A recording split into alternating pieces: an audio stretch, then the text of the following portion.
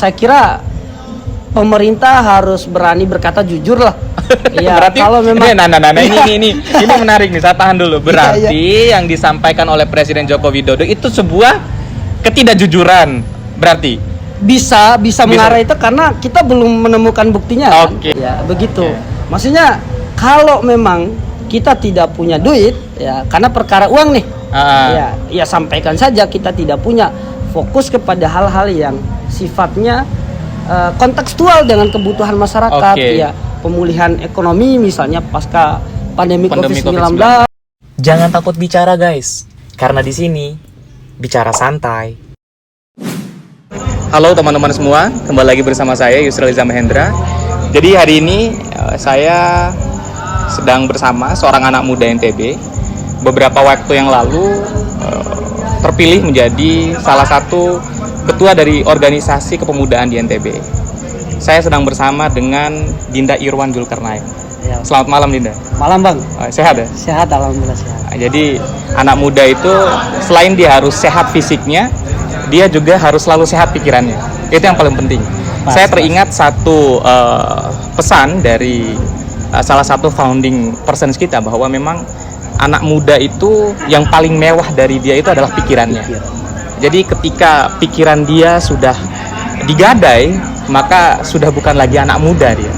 Karena kita bisa lihat gimana perjalanan panjang sejarah bangsa kita ya, bahwa memang peran anak muda sangat luar biasa. Sekarang sibuk di kami Dinda ya? Sekarang sibuk di Kesatuan Aksi Mahasiswa Muslim Indonesia. Kami cabang Mataram. Kami cabang Mataram. Jadi sebelum di kami teman-teman, Dinda Irwan ini sebelumnya menjadi presiden mahasiswa dari Universitas Mataram, yang kemudian cukup memberikan banyak perubahan bagi dunia pergerakan di Nusa Tenggara Barat. Ya, kita tahu memang ketika pandemi COVID-19 memang ada banyak pergerakan-pergerakan yang harusnya bisa dilaksanakan oleh anak muda. Tetapi karena persoalan izin dari pihak kepolisian, ya, pandemi COVID-19 dan sebagainya, akhirnya kemudian pergerakan mahasiswa dibatasi. Tetapi saya lihat memang BEM Universitas Mataram ya waktu itu ketika pandemi COVID-19 tetap terus menunjukkan eksistensinya sebagai suatu organisasi yang mempelopori lahirnya pergerakan di Nusa Tenggara Barat.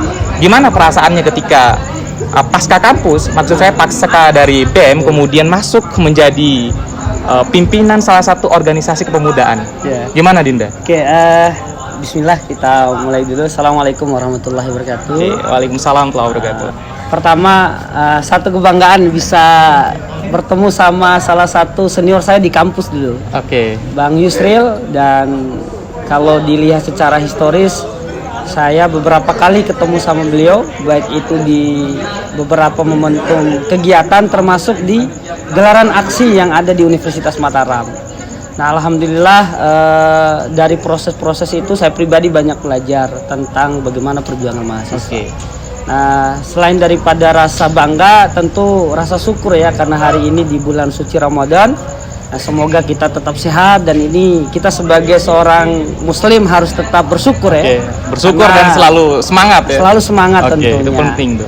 Dan tadi seperti yang disampaikan ya, selain daripada kekuatan pikirannya anak muda, yang menjadi modalnya adalah semangat.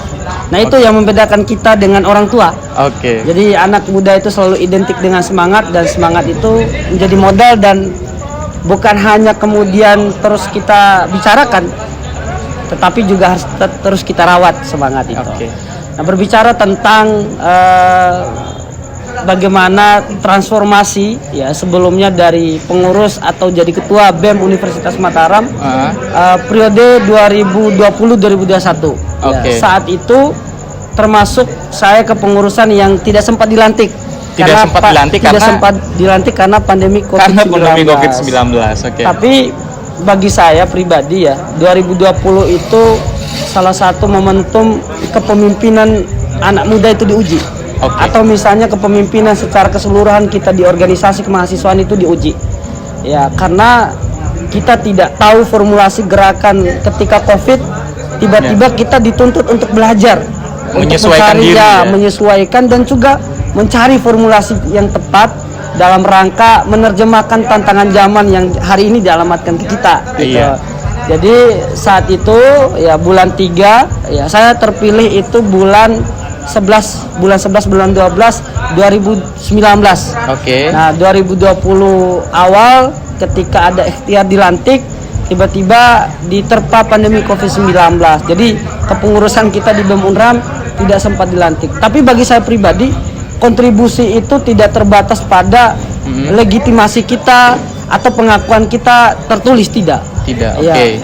Ya, legitimasi dari hasil pemilihan umum di tahun 2019 akhir itu cukup memberikan satu pesan mungkin. Ya, karena ini hasil konsensus lah. Secara tidak langsung kita bisa katakan hasil konsensus dari proses demokrasinya mahasiswa. Nah, itu yang menjadi alasan kenapa harus berjuang nih gitu. Harus berjuang di walaupun mahasiswa. Dengan keadaan serumit apapun pandemi Covid-19. Dengan keadaan serumit apapun Covid-19. Tapi perjuangan mahasiswa harus terus berlanjut.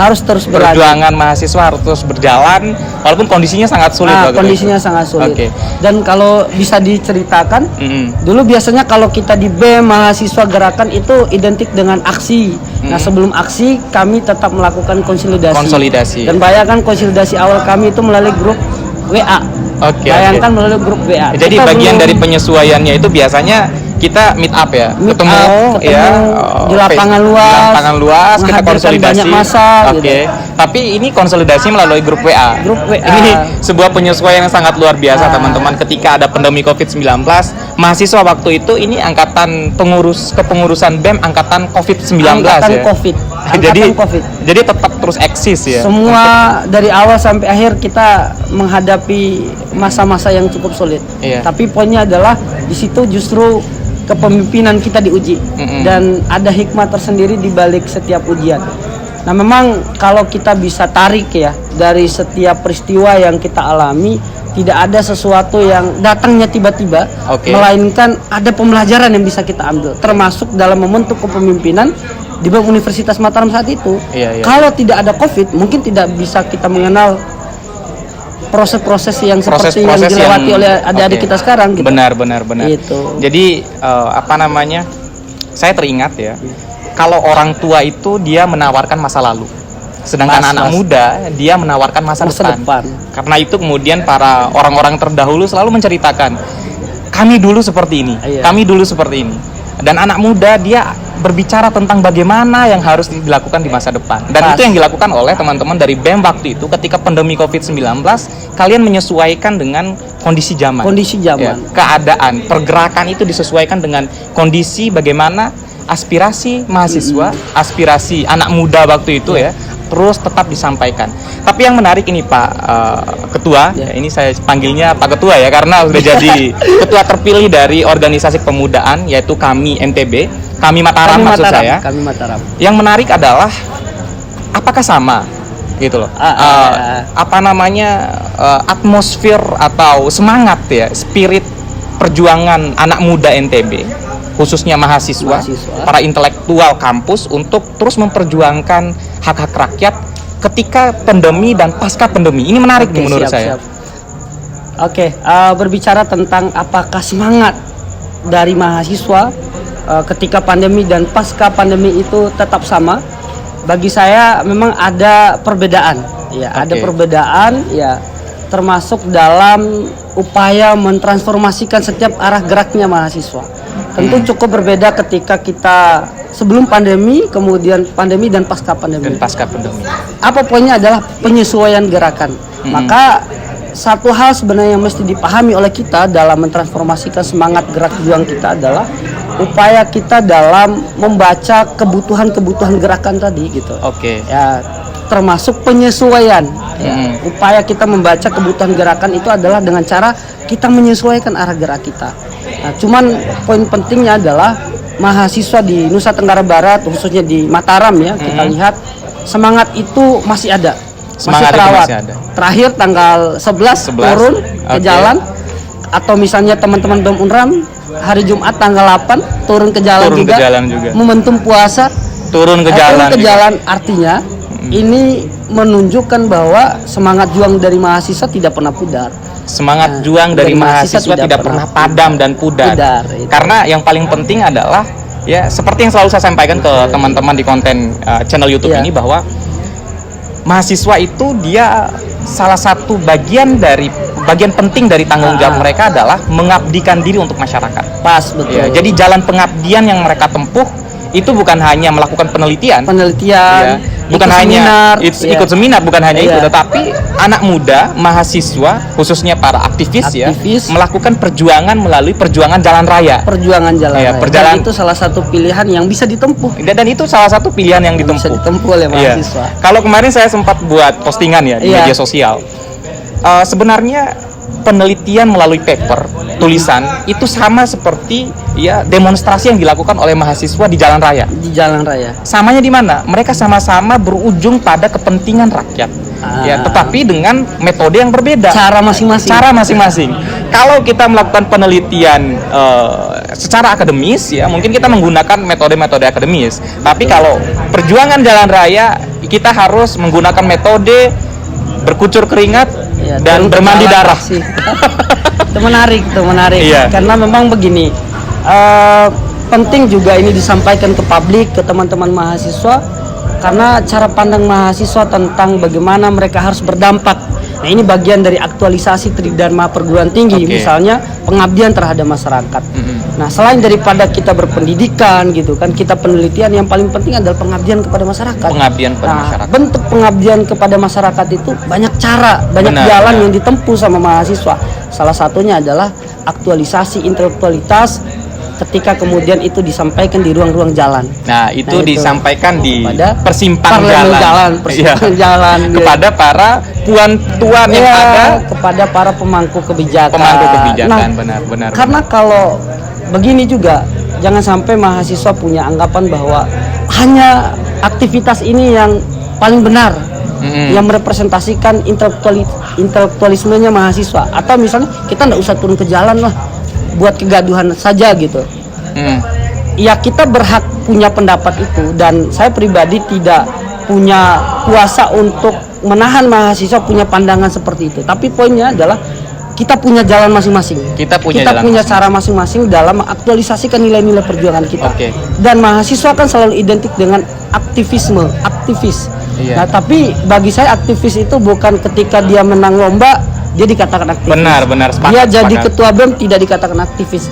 Dikatakan aktivis itu ketika dia punya dampak dari aktivitasnya. Karena aktivis sebenarnya dari kata aktivitas.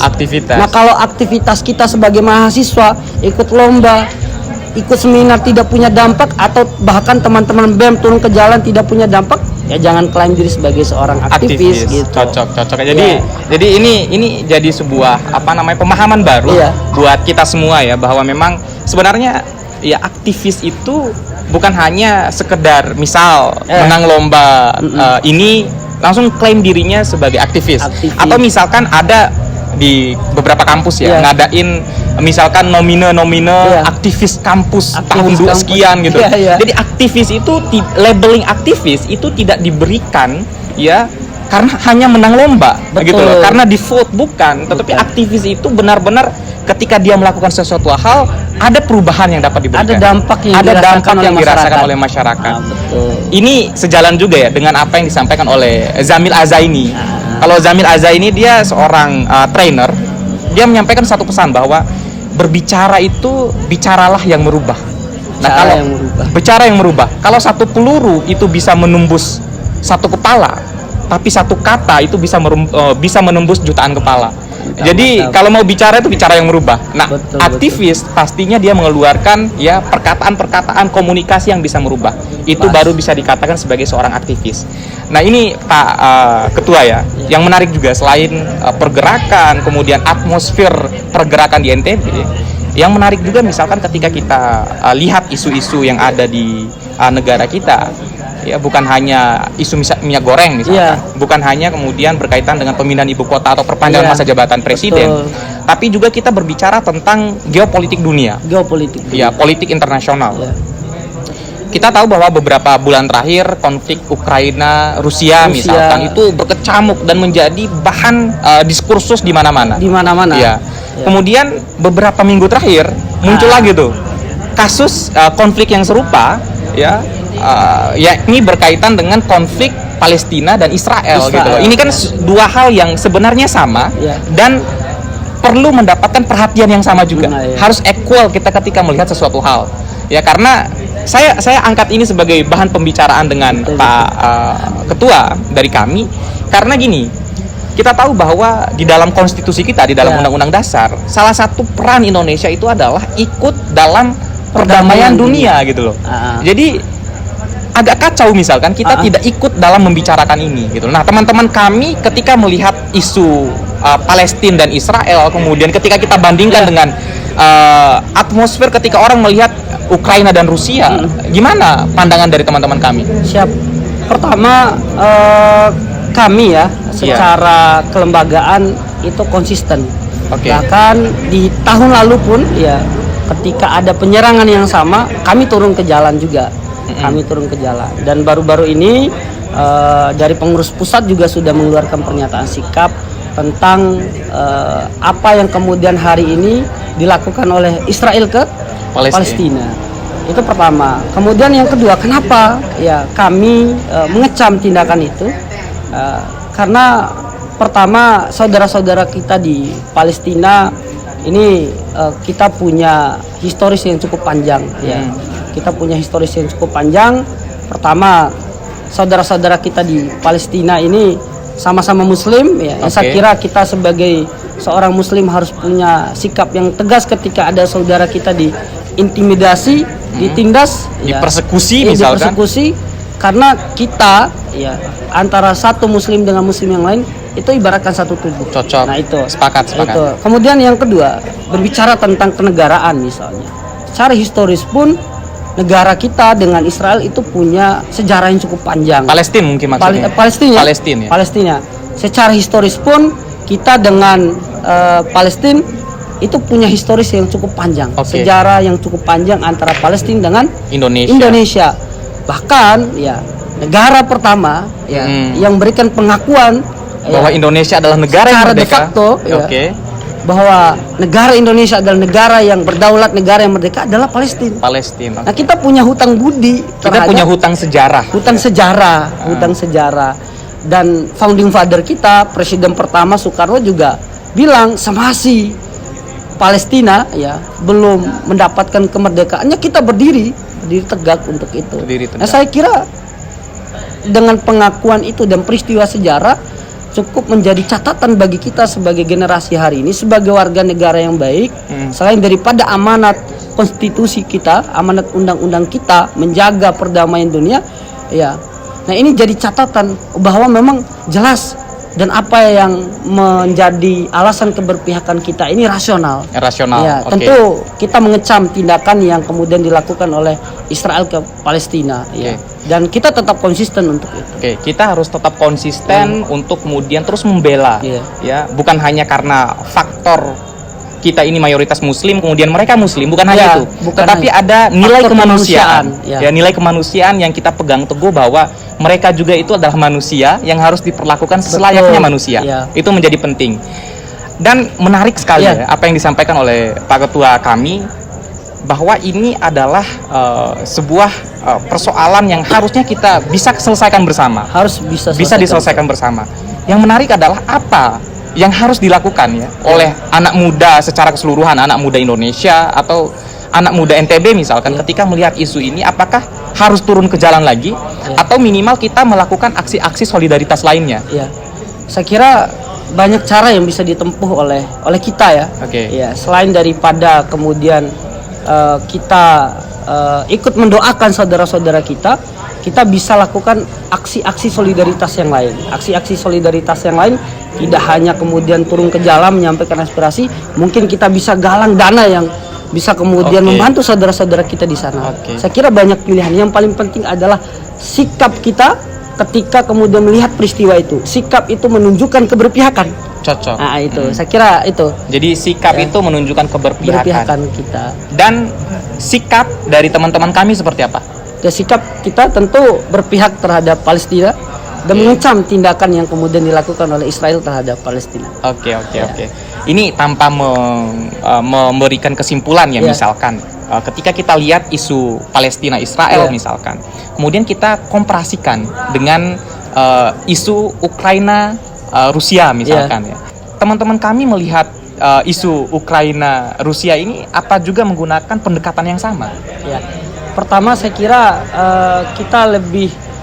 kita perlu melihat secara komprehensif, secara keseluruhan.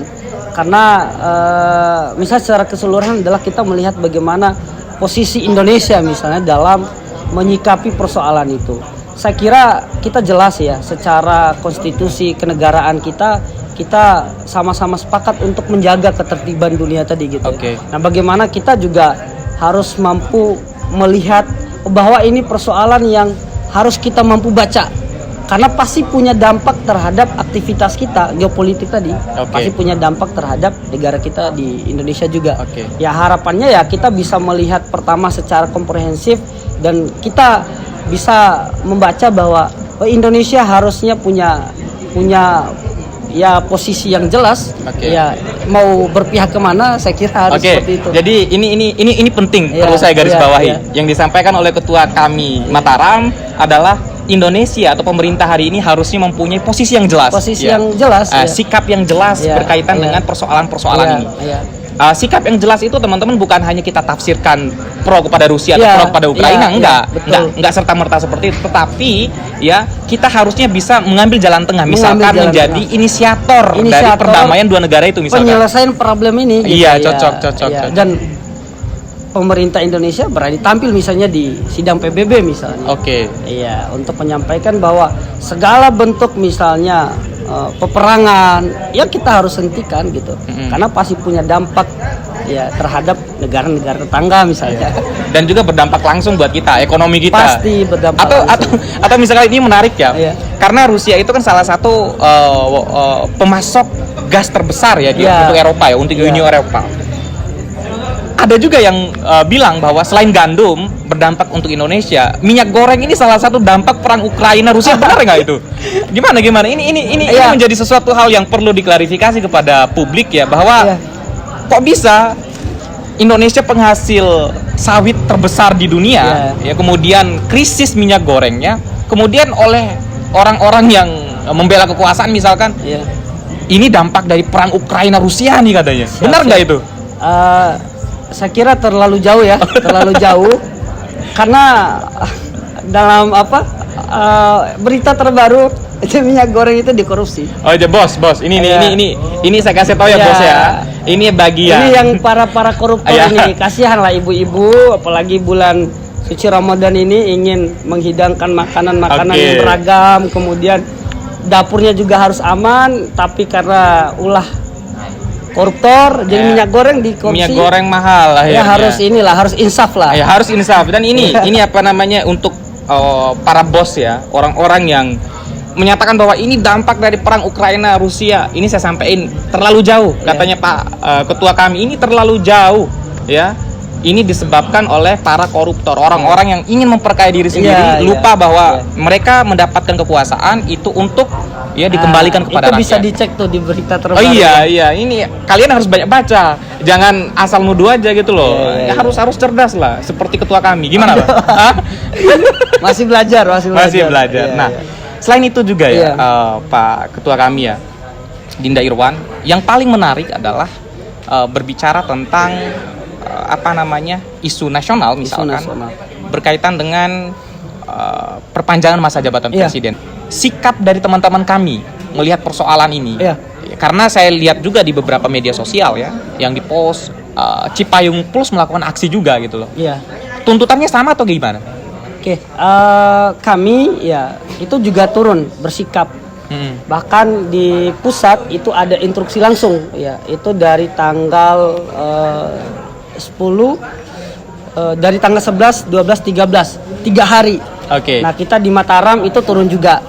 Saya terpilih itu hari Senin, Selasanya aksi langsung. Luar biasa. Selasanya aksi langsung dan menyoroti isu yang sama juga. Isu yang sama berkaitan dengan perpanjangan periodisasi masa jabatan. Ya. Pertama kenapa kemudian kita perlu bersikap, karena amanat undang-undang dasar dan jelas itu jadi pondasi kita, undang-undang dasar. Walaupun misalkan pimpinan pusat dari organisasi Ya. walaupun misalkan pimpinan pusat dari organisasi yang tergabung di Cipayung Ya. Plus, misalkan termasuk kami juga Ya. ya, itu merapat juga ke kekuasaan kemarin bertemu dengan Presiden Joko Widodo. Ya. Atau mungkin misalkan ada perbedaan pandangan nih Ya. antara pimpinan pusat dengan pimpinan daerah menyikapi Ya. persoalan ini, atau sama gitu loh. Saya kira ya, terlepas daripada dinamika yang mungkin di pusat, ya, Oke. saya kira kami tetap punya keberpihakan terhadap persoalan-persoalan keumatan. Oke. Itu. Dan saya kira persoalan keumatan yang kemudian jadi bahan diskusi kita dan bahan aksi kita adalah ya salah satunya isu yang kemudian muncul tadi, ya, Oke. masalah perpanjangan masa jabatan presiden. Karena jangan sampai kemudian ini mengkhianati amanat reformasi. Oke. Iya, dan mencederai proses demokrasi kita. Seharusnya kan pemerintah lebih fokus kepada isu-isu sentral, isu-isu yang krusial yang memang dibutuhkan oleh masyarakat. Misal pemulihan ekonomi pasca pandemi COVID-19. Cocok. Kemudian termasuk misalnya kan IKN juga belum clear ini masalahnya. Bayangkan anggaran IKN itu sekitar 466 triliun. Anggaran dari mana? Iya. Awalnya misalnya pemerintah bilang, oh tidak ada dari sekian persen alokasinya tidak ada diambil dari APBN. Buktinya sekitar 53,3%-an. Tapi kalau statement dari Pak Ketua kami Ya. itu harus saya bantah. Iya. Kenapa? Karena Presiden Joko Widodo pernah menyatakan Ya. bahwa ada uang 11.000 triliun di dalam kantong saya. Itu gimana itu? Ya. Berarti pindah ibu kota bisa-bisa aja. Ya saya kira pemerintah harus berani berkata jujur lah. Iya, Berarti kalau memang ini menarik nih. Saya tahan dulu. Berarti yang disampaikan oleh Presiden Joko Widodo itu sebuah ketidakjujuran. Berarti bisa mengarah itu karena kita belum menemukan buktinya. kan? Oke, oke. Kita bisa katakan itu sebagai sebuah hal yang benar kalau kita melihatnya, ada datanya, ya begitu. Oke. Maksudnya kalau memang kita tidak punya duit, ya karena perkara uang nih, ya sampaikan saja kita tidak punya. Fokus kepada hal-hal yang sifatnya kontekstual dengan kebutuhan masyarakat, Oke. ya pemulihan ekonomi misalnya pasca pandemi COVID-19, kemudian sektor-sektor yang lain. Dan ini Pak Presiden Joko Widodo, ya kami anak muda NTB ini memberi pesan kepada Bapak, Ya. mengingatkan Bapak bahwa memberikan optimisme kepada Ya. publik, kepada anak muda, kepada rakyat itu hal yang perlu. Hal yang perlu, Tetapi dan- ya. harus berdasarkan pada fakta. harus berdasarkan Oke. pada fakta. Dan begini, bahaya kalau pemerintah itu terus-terusan menghadirkan statement yang justru ya tadi membuat kegaduhan, tidak benar. Misalnya ada kebijakan, ada sesuatu yang disampaikan ternyata di pelaksanaan tidak. Jangan sampai hilang trust ya masyarakat terhadap pemerintah, dan politik itu ya yang kemudian dituang dalam proses kebijakan seharusnya memberikan sense of direction ya. Cocok. Berikan arah yang jelas, Mm-mm. karena arah yang jelas ini adalah akan melahirkan kepercayaan yang menjadi spirit harapan bagi rakyat. Jadi kalau misalnya pemerintah tidak mampu menjamin itu, jangan heran dan jangan heran kalau ada rakyat yang tidak percaya. Oke. Iya. Nah, ini kan yang kita lihat kepercayaan itu udah mulai menurun nih. Oke. Ya. Jadi bagi penguasa trust itu sangat penting. Sangat penting. Ketika ya. trust itu tidak ada, mahasiswa bergerak. Mahasiswa bergerak, dan ketika trust itu hilang, siapa yang berikan legitimasi terhadap kepemimpinan ya seorang presiden mungkin. Seorang presiden. Dan Ya. akhirnya kemudian mahasiswa memberikan gelar kepada Presiden Joko Widodo, the King of Lip Service. Banyak lah gelar yang kemudian didapatkan. Jadi ini presiden luar biasa ya, Iya. presiden kita ya. Presiden Jadi kita mendapatkan luar biasa. banyak sekali gelar kehormatan dari mahasiswa. Dari mahasiswa. Bukan karena prestasi, tapi karena kontroversi yang banyak terjadi di ruang-ruang Nah, publik. seharusnya pemerintah itu fokus ke prestasi. Fokus ke prestasi, bukan kontroversi. Gitu kan. Cocok. Ketika misalnya pemerintah yang dalam hal ini misalnya menteri-menteri menyampaikan sesuatu, itu minimal sudah dikoordinasikan atau sudah dikasih tahu ke presiden sehingga tidak ada kegaduhan. Ya. Oke.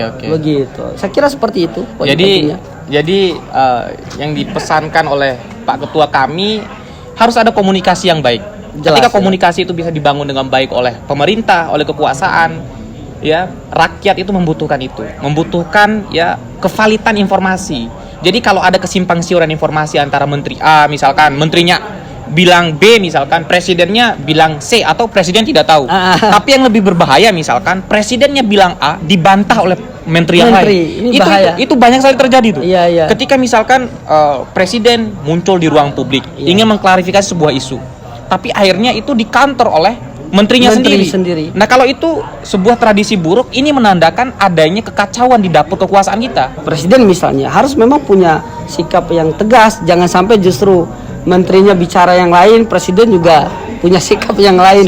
Akhirnya masyarakat punya penilaian. Oh, mungkin presiden tidak punya kekuasaan yang lebih nih, power yang lebih nih, gitu kan? Atau enggak misalkan, ya bener lah presiden kita pelayan partai politik misalkan. Atau memang misalnya dapurnya bermasalah. Bermasalah. Jadi kalau dapurnya bermasalah, ya isi rumahnya juga bermasalah. Orang-orang yang kemudian menikmati isi rumah juga akan ngerasa tidak nyaman. Saya kira seperti itulah. Dan itulah yang kemudian akhirnya membuat mahasiswa ya mewakili masyarakat akhirnya berdemonstrasi karena yang tinggal di dalam rumah ini merasa ya tidak nyaman ya, karena ya kondisi dapur kita yang kotor, kondisi kekuasaan kita yang tidak bisa membangun komunikasi yang baik untuk masyarakatnya. Nah, ini terakhir Pak Ketua kami, bagaimana sikap teman-teman kami ke depan melihat segala macam problematika yang muncul, bahkan bukan hanya hitungan waktu jam hitungan menit ya. Kekuasaan ini selalu mengeluarkan sebuah kontroversi yang kita ketika ingin tidur harus melotot lagi. Mahasiswa tuh harus melotot lagi, padahal mahasiswa harus tidur juga, butuh istirahat. Apa sikap tegas dari teman-teman kami? Pertama, saya bicara tentang kaminya dulu lah. Kami Kesatuan Aksi Mahasiswa Muslim Indonesia, mungkin banyak teman-teman yang tidak tahu. Jadi salah satu visinya itu teman-teman semua, ya, bagaimana kemudian kita menciptakan pemimpin-pemimpin, pemimpin-pemimpin yang punya pemahaman yang Islami, yang pada akhirnya mereka inilah yang akan mengisi pos-pos penting di negara ini, termasuk gitu di lingkungan-lingkungan sosial, di kemasyarakatan. Kemudian kami sendiri, kalau kita bicara tentang sejarah, kami ini lahir di tengah krisis. 1998. Ya, lahir di tengah arus dinamika yang cukup besar. Cukup kuat. Jadi kalau kita lihat secara historis, dan memang karakteristik kami itu selalu bergerak ya di tengah-tengah gelombang, di tengah-tengah problem, dan kami akan selalu bersenyawa dengan problem-problem masyarakat. Itu problem-problem keumatan. Ya, kami ini punya dua karakteristik, Bang. Pertama adalah harakatul tandid dan harakatul amal. Ya, pertama adalah organisasi pengkaderan dan organisasi amal, organisasi pergerakan. Gitu. Jadi organisasi pengkaderan ini kami fokus dan intens untuk mendidik dan merekrut kader, melahirkan kader-kader pemimpin terbaik.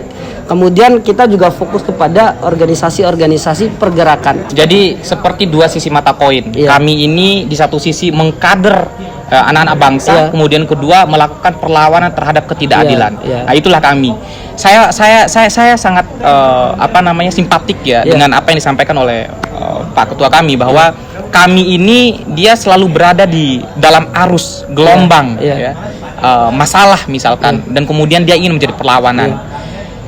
Saya teringat satu quote bahwa pelaut tangguh itu dia tidak lahir dari bibir pantai, dari air yang tenang, tapi dia itu berani melawan badai.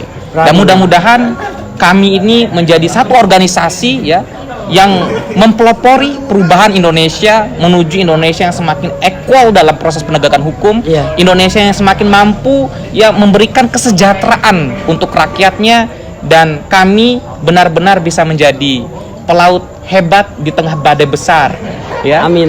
Yang mengguncang Indonesia, memberikan kebermanfaatan. Dan sekarang kan salah satu narasi yang kita gaungkan di Kesatuan Aksi Mahasiswa Muslim Indonesia adalah merawat Indonesia. Jadi pesan terakhir saya untuk pemerintah, untuk kekuasaan hari ini, jangan baper terhadap setiap aktivitas mahasiswa. Jangan kemudian aktivitas mahasiswa di jalan raya, di persimpang jalan kemudian dibaperi, dituduh, dijustifikasi bahwa ini adalah demonstrasi yang ditunggangi oleh unsur-unsur politik. Para orang-orang yang berkecimpung di organisasi mahasiswa, organisasi kepemudaan, mereka berjuang benar-benar untuk kepentingan rakyat. Ya, saya Yusril Iza Mahendra mewakili teman-teman semua, dan saya sedang bersama dengan seorang intelektual muda dari Nusa Tenggara Barat menyampaikan salam hangat. Mudah-mudahan kita semua selalu dijaga dalam sehat. Kemudian kita dijaga dari pikir kita, nalar kritis kita untuk terus mengawal berjalannya kekuasaan hari ini. Sampai jumpa di lain kesempatan, dan terima kasih saya sampaikan kepada ketua kami. Siap Bang, ya. Terima kasih juga udah diundang di podcast yang cukup keren ini. Oh iya, jadi untuk teman-teman jangan lupa like, comment, share, dan subscribe channel ini. Dan mudah-mudahan kita semua selalu berada pada jalan yang benar, jalan yang dikehendaki oleh rakyat Indonesia. Amin, amin. Sampai jumpa. Wassalamualaikum warahmatullahi wabarakatuh. Waalaikumsalam warahmatullahi wabarakatuh. Makasih banyak Pak. Siap Bang. Ketua. Biasa.